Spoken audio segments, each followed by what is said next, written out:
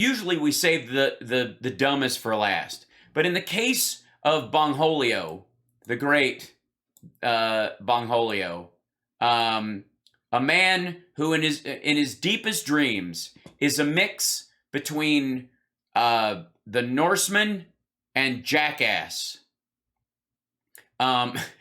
Bongholio has a piece called "What Does It Mean to Live Free?" And I mean, just the poetry. I'm struck by the poetry of the whole thing. I'm so excited to know what it means to live free. I'm sure it has something to do with nationalizing oil and baby formula, but we'll find out. I'm very excited, and so are you. Folks, what does it mean? What does it mean to live free? What does it mean? The scuffle rivalist give us tips. I don't think that's what he said. A scuffle rivalist give us tips. They got that from What Does It Mean to Live Free? All right, I'm turning off subtitles. That was terrible. Or maybe leave it on. That's funny. Okay. A scuffle rivalist. All right. Yeah, we can do what we want, go where we want, say mostly what we want within the confines of the law. Yeah, exactly.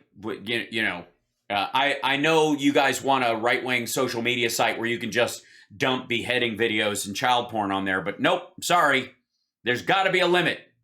It's got to be filtered at some point. So therefore, like any asshole who would have a show called Unfiltered on like FCC regulated programming like basic cable would be, oh. But are we really free if the government is watching our every move? No. If they're watching your every move, you're probably under surveillance because you're a criminal. As we do it. As you do it? Not after the fact? I mean, how important is our privacy? I don't know.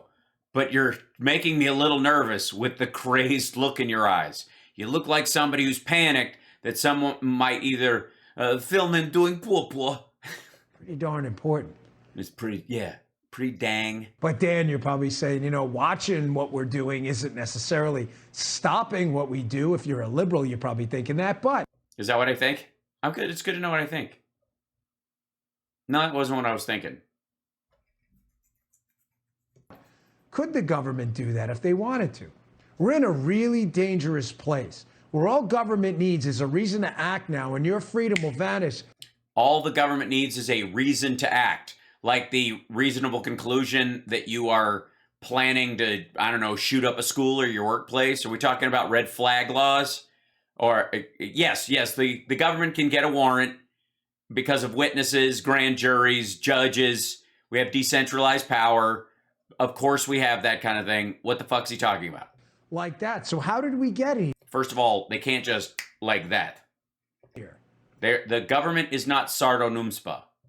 You ever notice every single time there's an emergency or a crisis, big government swoops right in with some big idea of how to make the crisis go away? Yeah, no. When there's a hurricane, nobody swoops in and with an idea to make hurricanes go away unless they're your dumbass friend who wanted to nuke them. The rest of us just, if there's an outbreak or a tornado, the government comes in to try and save lives and help people rebuild. Yes, crisis management. After the fact, when there's a crisis, yes, they try to swoop in and fix it. All right, I don't even know where the fuck he's going with this. Incredibly, this is nothing new. Of course it's nothing new. It's asshole. It's one of the reasons we actually have a government. So we can put some of the harder parts of life on autopilot through representation so we don't all have to fuck. It's been another flood. Everybody grab your shovel. But I was in the middle of studying for my SATs. Pick up your fucking shovel. Can't we have an organization like, I don't know, a federal emergency management agency that could do this? Shut the fuck up. Do you want to be free or not? Been doing this for a long time. You never want a serious crisis to go to waste. And what I mean by that, it's an opportunity to do things that you think you could not do before. Yeah, play the rest of it. fix the things like as a reset for a broken system that may have caused that thing. Dems hijack crises to suppress freedom. Mandatory buyback. So everyone who owns a weapon of war would sell that back to the government. The best thing we can do is reduce our dependence on fossil fuels and foreign oil, because that will help us have a reliable source of energy. All right, why are those related? Why is Beto running to be the most like hard ass about guns on the Democratic side have anything to do with her like standard fare about reducing our reliance on foreign oil? Look at what happened with the tragic attack in Buffalo. Yes, people started going, why did this kid have a fucking AR-15? Body armor. What is going on? Obviously has the freedom to do it, but it should send up a red flag. I mean, obviously, there's going to be a lot of emotional debate about how to stop this from happening. No, there's a lot of logical debate. It has nothing to do with the fucking emotions about it. That's if you think that only people who respond emotionally don't want people to get shot while they're at the fucking grocery just for being black. If you think that's an emotional thing, that, I mean, I don't know what kind of misogynistic, psychotic you would have to be to broom this into like that category. Logically, we can't have a functioning country if people are allowed to go on shooting sprees against people, total strangers, just because of their race, who are just getting on with their lives. It's logically, it's a terrible recipe for business. Like on all fucking fronts. And again, is there a push now to engage in mass surveillance to try and stop one of these attacks before it happens? And what does that mean for you? I don't know. What do you mean by mass surveillance? You mean the cameras they have outside or inside a grocery store? Or just checking on who's stockpiling ammo like an asshole? Check out this article from the Wall Street Journal suggesting that mass surveillance could be in your future right here and could stop potential future crimes if tech companies were just allowed to track user behavior using your data. They already do. They already do. They just use it for advertising. If they could also use it to prevent people from being murdered, maybe advertisers would like that because their customer base wouldn't get killed. Already available. Listen to this. Right. Already available, fucko. Quote, a plausible solution would be wrapping the whole puzzle in a specialized legal process. The algorithms would be allowed to do their job. A judge's permission would be required before a named person could be linked to an observed pattern, so government officials could take steps. The opportunity exists whether we choose to take advantage of it or not. But history suggests that sooner or later, we will take advantage of it. Right.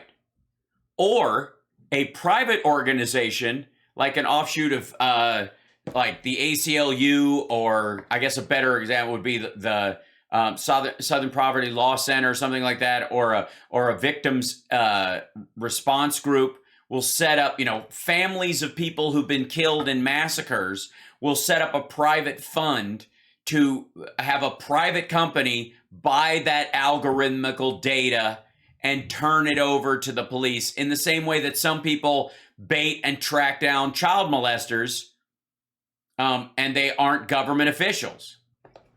Preemptive surveillance? That's not preemptive surveillance.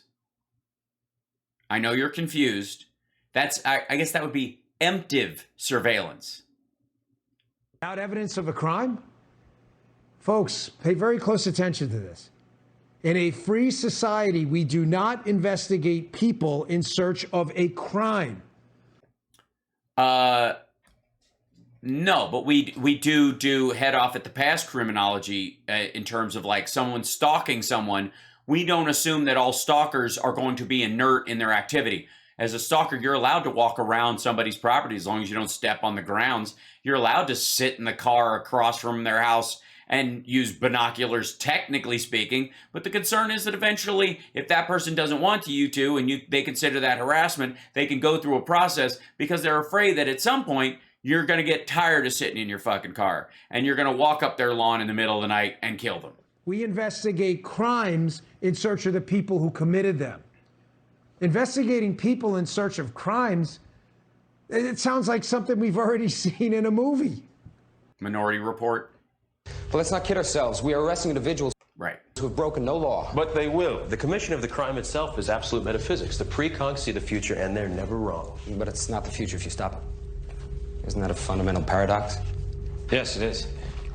You're talking about predetermination, which happens all the time. Why'd you catch that? Because it was going to fall. You're certain? Yeah. But it didn't fall. You caught it. The fact that you prevented it from happening doesn't change the fact that it was going to. By the way, the movie is about the dangers of precog.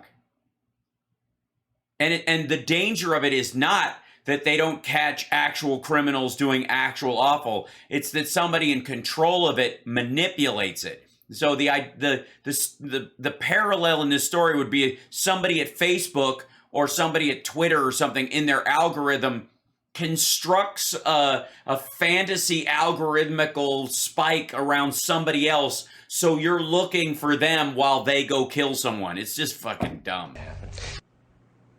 Your privacy is on the brink of extinction.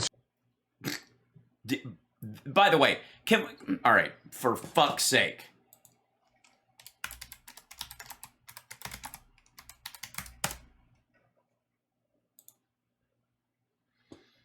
Dan Bongino was one of the primary investors and people behind Parler, okay?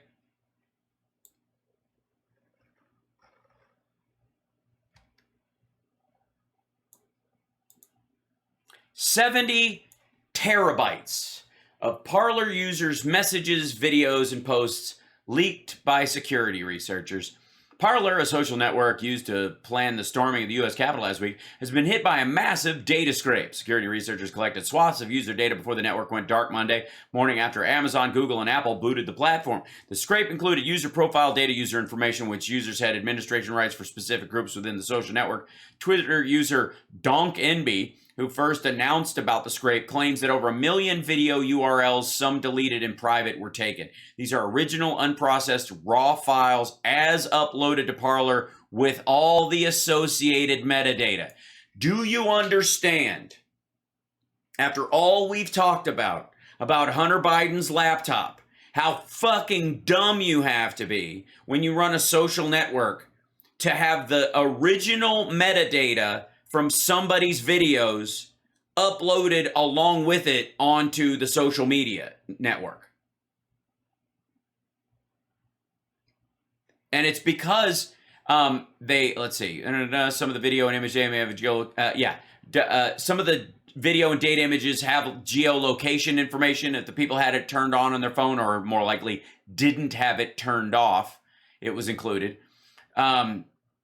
That is to also include data from Parler's verified citizens, which include people in the Trump administration who were there on January 6th. Users of the network who verify their identity by uploading photographs of the government-issued IDs, such as driver's licenses. So all your driver's license information, your address, all that stuff, because they wanted to be verified as members, all that got dumped.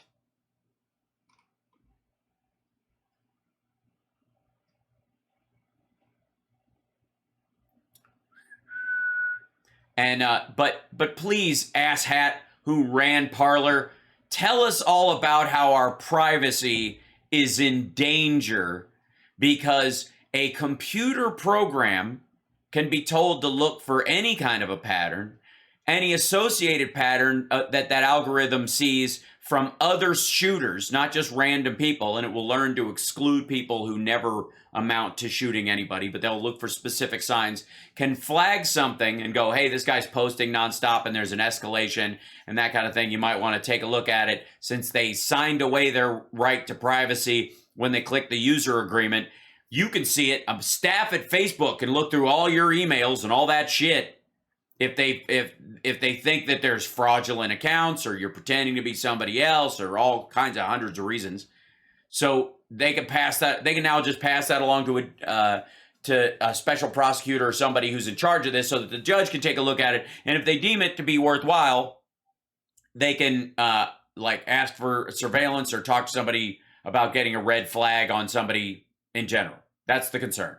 And he thinks that this dumbass who was responsible for a 70 terabyte data leak from his own website is you're supposed to be concerned that a non-human, a computer, which by the way is always scanning your shit for algorithmical stuff that will boost sales for fucking, you know, boots and hats and shirts and you know, the upcoming holiday season and fucking Valentine's Day cards and chocolates when the holiday runs around.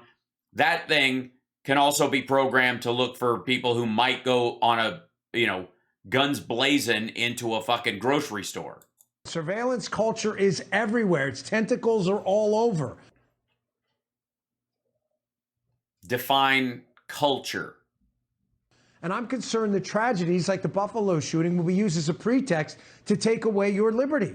Yeah, you're so concerned. I can tell you're concerned. That's why you use the demo version of the security software on Parler instead of paying for the full service. I mean, remember Biden's disinformation board, you know, the Ministry of Truth, which was never called the Ministry of Truth and now no longer exists, and they have a working group around it because of all this BS. Gary Poppins there, designed to police what they call disinformation from overseas and from cartels. Well, a lot of conservatives took a victory lap this week after backlash surrounding the online videos of Tsar Nina Jankowicz forced the Biden administration to announce it was pausing the effort. But pausing, or are they just regrouping? So if it's pausing because you think the board was mischaracterized, then the disinformation board is being shut down because of disinformation? Yes, because of you, douchey. Is that what's happening here? So now what we're going to do is we're going to pause it and we're going to do an assessment. But the work doesn't stop. We're still going to continue the work. The DHS is still going to continue the work. You catch that? Yes, we all understand that. The DHS is still going to protect us from threats to homeland security, from misinformation and disinformation strategies from foreign countries like Russia and drug cartels who are trying to storm people across the fucking border, overwhelm the border. Like the drug cartels are telling people, we can help you get across. We'll coyote you across the border. All you got to do is carry drugs. And so they're giving people like free passage if they'll do this. And the story about the border being overwhelmed in a certain place is so that they can send people through other ways, or that you're not paying attention and catching the drugs that go other directions. That's a concern. That's one of the issues that they're trying to deal with. It doesn't stop. It's on right. Pause. The work. Well, what work? What I just said. Keeping their eye on you? No. The Department of Homeland Security is looking for threats outside the fucking country. It was in their mission statement. Work? But how deep does a surveillance state actually run? I mean, we know about the FBI and the NSA. They've been caught spying on Americans. No, they haven't. President Trump to the metadata. No, they didn't. Scandal. The metadata scandal? You mean the private investigator dude from that was related to one of the universities that took publicly available data and scanned it? Or are we talking about Dinesh fucking D'Souza tracking people by buying their geolocation data? Think about this. And if this asshole doesn't bring up 2,000 mules, what the fuck is he talking about? But what about other federal agencies? Yeah. What about FEMA? What about the National Endowment for the Arts? I mean, we're gonna all end up probed by one of Mapplethorpe's bullwhips with an RFID tag in it. Folks, how about ICE? Yes, that terrible organization. That agency was reportedly has created a massive network that can spy on all Americans, not just illegal immigrants. Oh, but you hear about the U.S. Postal Service too? Check out this headline from Yahoo. It's right there, right in front of you. A covert operations program monitors social media? The hell's going on? Monitors social media posts. I got news for you. If you don't want something to be public, don't make it fucking public. What are you talking about? Again, it's super weird that people are like, all I did was post it on my social media. They have no right to look at it. Come on. On here. Folks. And also, ad campaigns happen like this all the fucking time. Folks, This is crazy. And you thought they were just delivering birthday cards. Okay, hold on one second. Can we look at this? I'm not going to look at all of his stuff, but Yahoo. Postal Service covert. I should pull it up.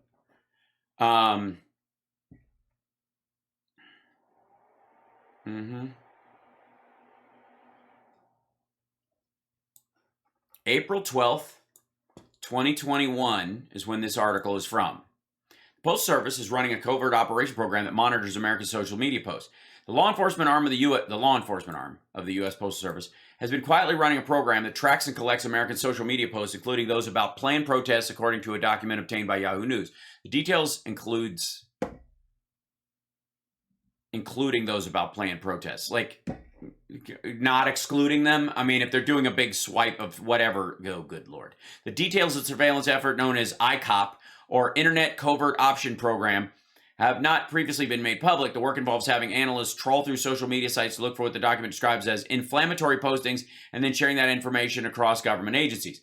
Analysts with the United States Postal Service Inspection Service Internet Covert Operations Program, ICOP, monitored significant activity regarding planned protests occurring nationally and internationally and domestically on March 20th, 2021. It says March 16th, government bullet marked as law enforcement sensitive and distributed through the Department of Homeland Security's fusion centers. Locations and times have been identified for these protests, which are being distributed across multiple social media platforms to include right-wing leaning Parler and Telegram accounts. See, this is why he's mad, because it was about like the voting crowds. A number of groups were expected to gather in cities around the globe on March 20th as part of the worldwide rally for freedom and democracy to protest everything from lockdown measures to 5G.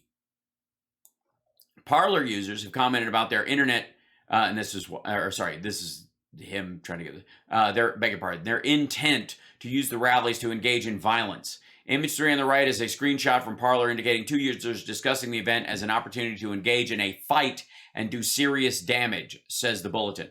No intelligence is available to suggest the legitimacy of these threats, it adds. The bulletin includes screenshots of posts about the protests from Facebook, Parler, Telegram, and other social media sites, includes mentioning by name, include one alleged Proud Boy. Several others who are identifying details were included, but whose posts did not appear to contain anything threatening. ICOP analysts are currently monitoring these social media channels for any potential threats stemming from one of the scheduled protests and will disseminate intelligence updates as needed. I mean, again, these are public posts by people. It's like saying it's like if a postman was standing in the town square and you're just screaming that you're going to blow something up and a guy's going, I'll meet you over there at 3. They're not skimming people's emails. They're not looking at people's DMs. They're not going, they're not surveilling their fucking internet usage. The government's monitoring of America's social media is the subject of an ongoing debate inside and outside the government, particularly in recent months following a rise in domestic unrest. While posts on platforms such as Facebook and Parler have allowed law enforcement to track down, and Parler have allowed law enforcement to track down and arrest rioters who assaulted the Capitol. Oh, yeah. Parler allowed them, did they? They shared that? Oh, because it was in the terms of service of Parler, like the ones we looked at. Such data collection has also sparked concerns about the government surveilling peaceful protesters or those engaged in protected First Amendment activities. Yeah, they can't interfere with it, but they can be aware of it. And if there are people who are going to interject in the peaceful protests and start some shit, it would be nice if you were a peaceful protester to know people were talking about that. If you're a peaceful protester, you have nothing to fear. If you're just, extending your First Amendment duties, your abilities and rights, but whatever. When contacted by Yahoo News, civil liberties experts expressed alarm at the Post Office's surveillance program. It's a mystery, said the University of Chicago law professor Jeffrey Stone, whom President Barack Obama appointed to review the National Security Agent's bulk data collection in the wake of the Edward Snowden leaks. I don't understand why the government would go to the Postal Service for examining the internet for security issues because of some coverage about mail versus email and social media. I don't know, because it's internet postals. This seems a little bizarre. Deputy Director of the Brennan Center, that based on the very minimal information that's available online, it appears the ICOP is meant to root out misuse of the postal system by online actors, which doesn't seem to encompass what's going on here. It's not at all clear. That's because when they're looking at certain people, they're like people, that are going to mail pipe bombs and shit like that, might talk shit online about doing it before or after. That's where this comes from. And after, by the way, the Trump pipe bomb dude, they upped the security arm of the Postal Service after that bullshit went down. So I don't doubt this is part of that. Postal Inspection Service is the primary law enforcement, crime prevention, and security arm of the U.S. Postal Service. As such, the U.S. Postal Inspection Service has federal law enforcement officers, postal inspectors, who enforce approximately 200 federal laws to achieve the agency's mission. Protect the U.S. Postal Services and its employees, infrastructure, and customers, enforce the laws that defend the nation's mail system from illegal or dangerous use, and ensure public trust in the mail. Okay. To grandma and stuff like that. Apparently not. Did you think that was all? The examples are everywhere. Major. We're going back to Pegasus, right? Prism. Yeah, these are all Snowden things. U.S. Treasury amends proposal to track nearly all bank accounts. Yeah, they weren't going to do that. That was a proposal. Again, amends proposal. Never mind. Fight brews over the cost of SEC climate change rules. What? Wait a minute. Fight brews over cost of SEC climate change rules. What the fuck does that have to do with Prism, Pegasus, and the U.S. Treasury tracking all bank accounts? Government agencies collecting and tracking information from all of us. It's not just the Postal Service or ICE. We've got the National Security Agency, the FBI, the IRS, even the SEC. Does it ever stop? Yes, it does. If you're not, say, a hedge fund manager or mutual fund manager, or you don't run some sort of big, you don't work at Goldman Sachs or stuff, you're never going to have any of your shit tracked by the SEC, really. Also, the Prism and the Pegasus systems were scooping mechanisms in the event of a giant thing like Katrina or January 6th, for example. It does not give people the right to know the contents of the calls, simply using, quote unquote, that geolocating information, specifically the metadata in any posts you put up or phone calls made that can be triangulated from a tower, specifically to an impact event like the Boston bombing, stuff like that. But everybody else gets automatically excluded. And this, I remember they keep using the footage of, I think, Brennan or somebody being asked about, does the U.S. government collect data on all American citizens? And he was like, no, we don't, because they get it in these big wipes of a big impact event like the Boston bombing, and then they dump it if it's not related directly to the person that did it or the victims, and finding out where they were and helping to locate their families and other shit. But that's not an infomercial. But wait, there's more. Did we mention the Capitol Police monitoring social media? Yes, monitoring public posts on social media that say, like, it's the equivalent of Googling yourself. The Centers for Disease Control tracking phone data, and then there's the Department of Homeland. Track millions of phones to see if Americans followed COVID lockdown orders. Hold on a second. That's Vice. Okay. Tracked million.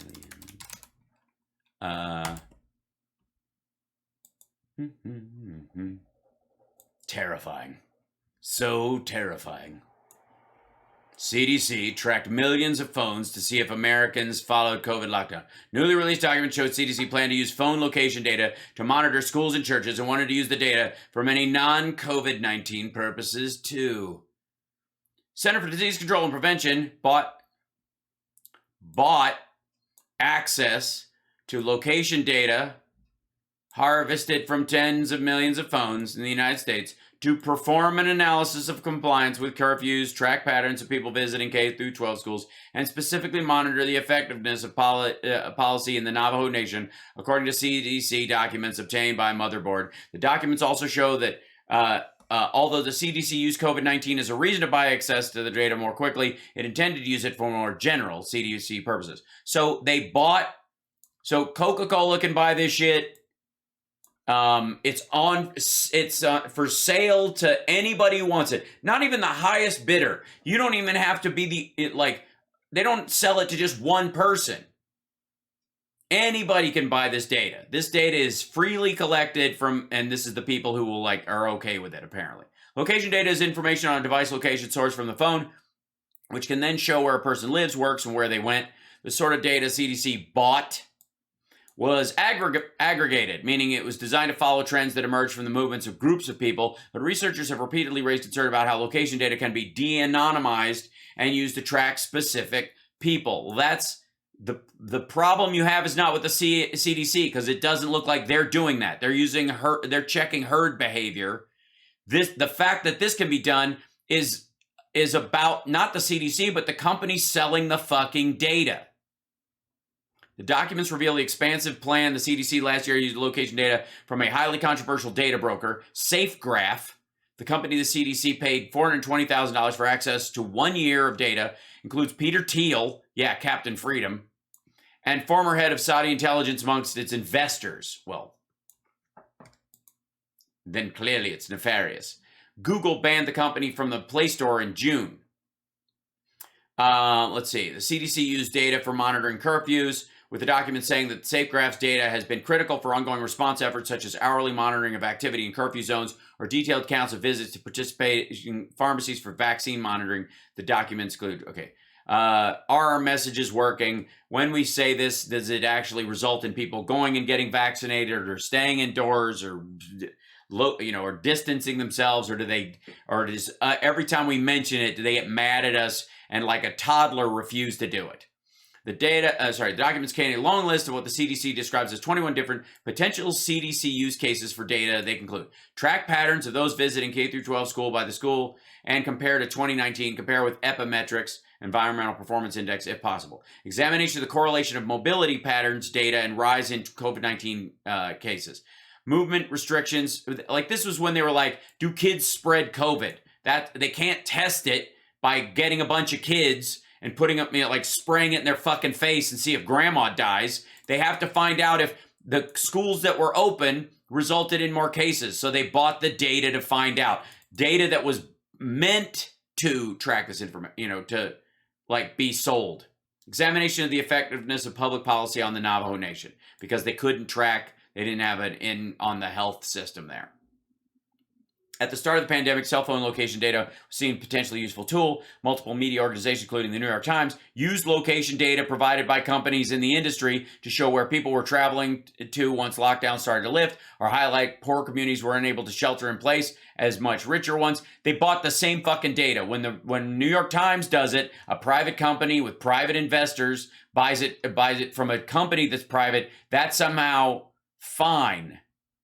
But when the CDC does it, and uses it to check herd patterns to deal with an outbreak, that's evil. All right, fuck off with this nonsense. And security.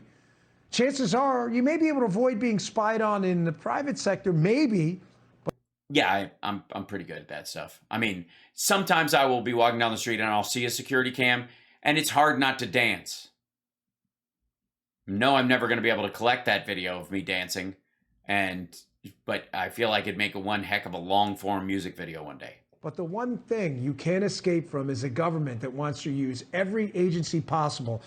No, they're not using every agency possible. If they were, they would just fucking spy on you. They're not.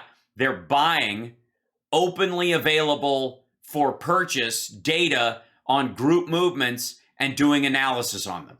To keep you in line. No, they're not. The CDC used all this data. They didn't do anything to direct people to enforce any of this shit. It was simply to see if people followed instructions from the CDC, or they were taking the threat seriously, or if later people got sick because they didn't pay attention to the guidance. Listen, let me be clear here. I'm not suggesting tracking public social media posts is illegal, but well, of course not, because Parler sold that data and gave it away for free. That's not the point. No, it's not the point. The point is, when Republicans run the government, it of course they're smarter and they run it better, even though every system fails. It's just that when Democrats run it, there's more than likely a Jew sitting in front of a terminal watching everything you do. The point is, what business does the government have monitoring your social media posts if you've done absolutely nothing wrong? Well, they're not. They're monitoring patterns of stuff.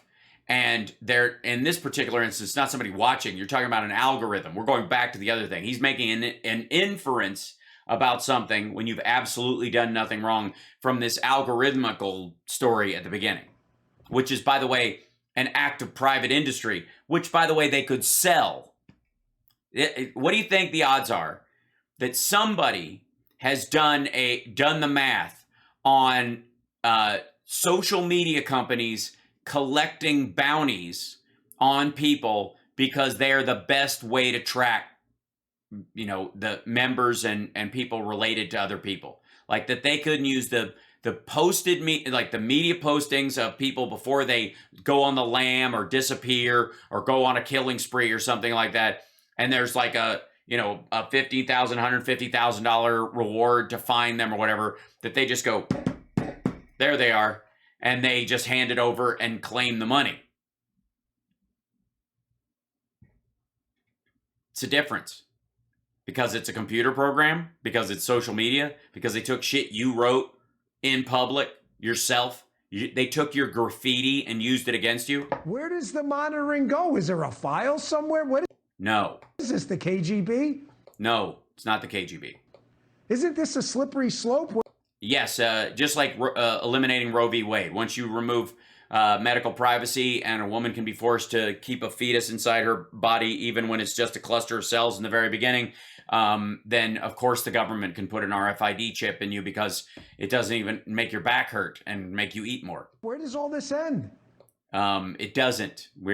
Someday it's going to be Star Trek and we're all going to have a little pin. I guess we're all going to find out soon. Thanks, dum-dum. You see, folks, this is only the land of the free until big government decides it isn't. Big government, fuckwad. All of these situations are private industry selling shit and the government just buying the data. Every example we looked at was stuff that people gave away willingly in terms of their posts or signing up on social media and following the terms of service. We've looked at the terms of service for Truth Social and for Parler and all these sites. They all look exactly the fucking same. If they want to look at your shit, they have every right to do so. You just own your posts after the fact, but they can also sell them if they want to. And they can make business deals with people they've already made business deals with and anybody in the fucking future forever selling your posts. All of these examples he gave. Private industry gathering data that they sell to corporations so that they can sell back to you, which is why shit you were just thinking about yesterday starts showing up in the ad blocks on your, on websites you visit, when in reality it's tracked to the algorithm of what you've looked at and how other people that look at what you look at start leaning towards, which is why when I watch a lot of right-wing bullshit stuff, I start getting like ads for camo. And you may be a threat. Hey, Sean Hannity. No. Again, what is this paranoid fucking bullshit? Especially from a guy who, honest to God, like, where do I find the asshole who is responsible for 70 terabytes of personal data from people on Parler getting released. Like, there's a searchable database of the shit. Everything about these people, their driver's licenses, where they were, and what time of the day they took their pictures, their videos with them, their family, their friends. All that stuff got dumped online because this motherfucker didn't give a crap about security on a site he was an investor in, a primary guy behind. Not to mention the fact that it was a dump as social media platforms go. Just like Truth Social. Same rules apply. Truth Social is just like MXM or whatever it is that or NXN or whatever the site that Junior has, that Don Jr. has, where you can get, your a news aggregate web, app or whatever. All it does is grab your fucking email and they can sell it to anybody else because that's in the TOS. And where it goes, Save America. You start getting emails from his fucking dad. And you might have to have a dummy email address to know something like that, but trust me, it's true. Yeah. Good Lord. The dumber the clip, the smarter Hal Sparks viewer becomes. It's true. Well, you know, in this particular instance, in all of these circumstances, none of these, like, he wouldn't be clamoring against this shit if Trump was in office, or even Bush for that fucking matter. It's only spooky when it's Joe Biden and George Soros is right behind him pulling the strings. Thank you, Salty Sylvester, for donating those. We're almost back up to 1,000 subscribers. We got 992. Thank you guys for helping us with the extra 20 today. Don't forget to like and subscribe, give a thumbs up, support the show. This is Hal Sparks, Mega Worldwide, and I'm happy you're here.